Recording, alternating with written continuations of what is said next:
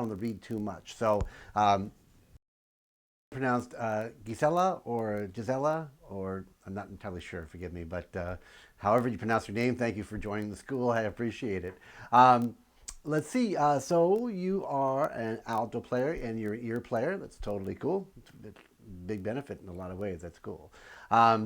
So I was thinking, obviously the school has got a lot of, written material and things, but we can, I can certainly accommodate you. And one thing I was thinking, actually, your sound sounds beautiful, and just I have a track I want you to work on that you can play along with. It'd be a cool place for us to start. But just in general, you know what? There's a lesson I always point people to at the end of the intermediate curriculum called Producing a Great Sound. And I just talk about it just in terms of how to, make sure your embouchure is set in the right place and the right amount of pressure and not using too much pressure, and I talk about your air and how to put that forward and your throat position and all those things. So rather than get terribly into it now, just, making sure, check out that lesson and make sure that we're, doing everything right.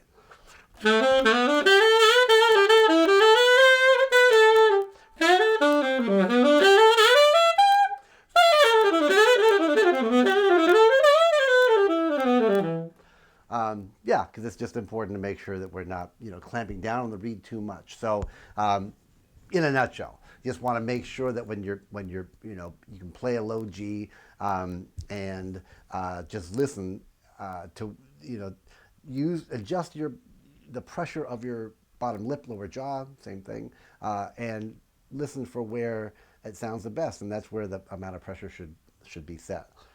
So if that's too much,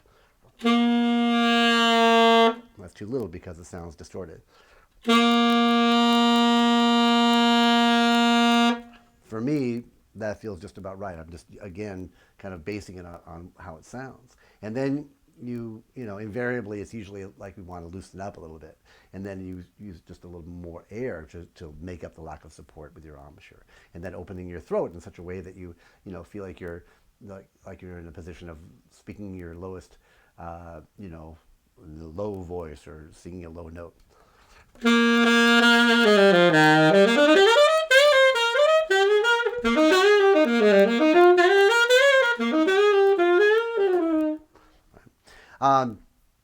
I was going to suggest in the intermediate curriculum also there's a lesson called it's a song called Minor Me, Minor You, and the track is just in the key of B minor, so it'd be B.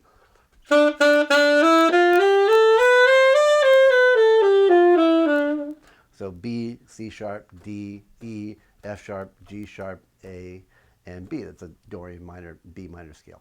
B Dorian minor scale.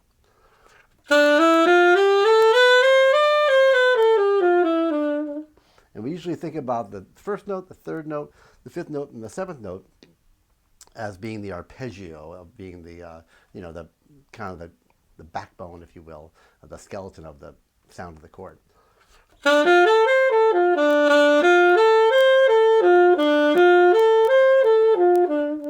But in these kind of minor chords, every note sounds good. So I've got the track queued up. I'll play it for you. Oops.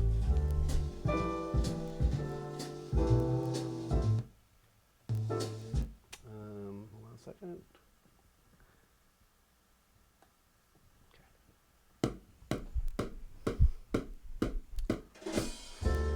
Okay.